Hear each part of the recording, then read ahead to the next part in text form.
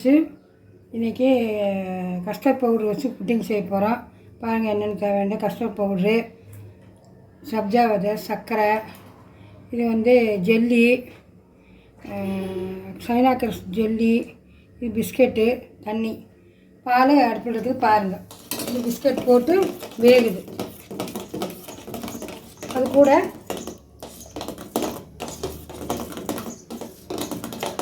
Fresh cream வீட்டிலே செஞ்சது.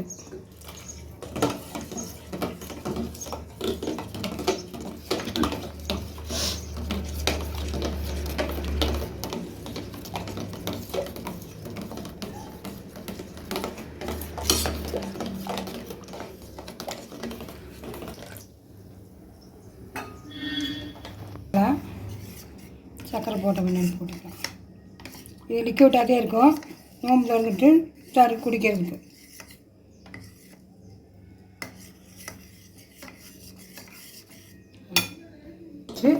அது கூட ஃப்ரெஷ் க்ரீமும் ஊற்றிருக்கிறோம். வேகட்டும். சர்க்கரை போட்டுக்கலாம். ஒரு 4-5 ஸ்பூன் சர்க்கரை போட்டால் போதும்.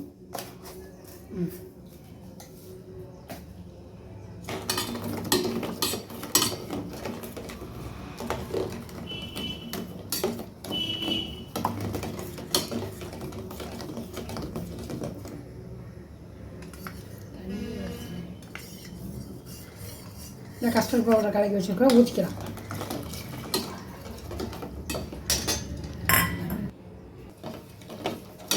இப்போ கொதிக்கட்டும்.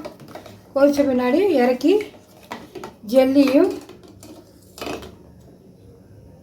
இந்த இது கலந்துக்கலாம். சப்ஜா விதையும் கலந்துக்கலாம்.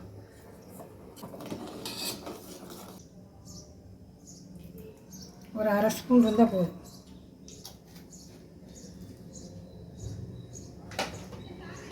அவ்வளோதான், இறக்கலாம்.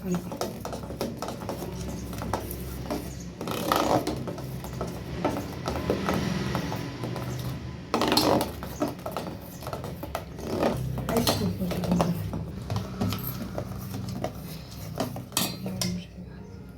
இந்த ஐஸ் க்யூப் போட்டுக்கலாம். கரைஞ்சிக்கும். இது சூடாக இருக்கிறனால இது கரைஞ்சிக்கும்.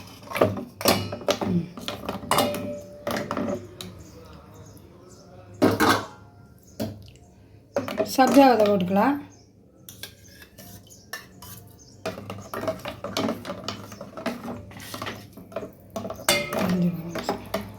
இது ஜெல்லி.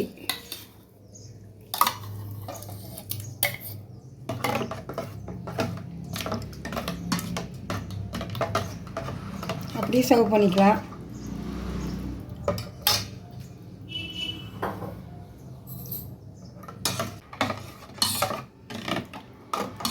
இருக்குது.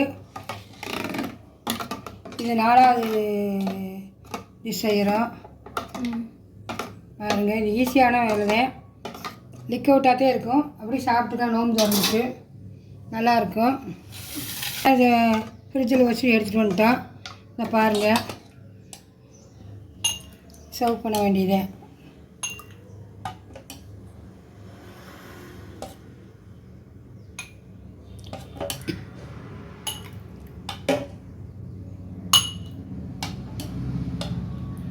ஜெல்லி பீட்ரூட்டில் நாங்கள் செஞ்ச ஜெல்லி. உங்களுக்கு அது வீடியோ போடுவோம் பாருங்கள். நீங்களும் இது மாதிரி செஞ்சு நோன்பு தரீங்க. இதாக நல்லாயிருக்கும் சாப்பிட்றதுக்கு. வயிறு குழுன்னு இருக்கும். ஷேர் பண்ணுங்கள், சப்ஸ்கிரைப் பண்ணுங்கள், லைக் பண்ணுங்கள், சப்போர்ட் பண்ணுங்கள். அஸ்ஸலாமு அலைக்கும்.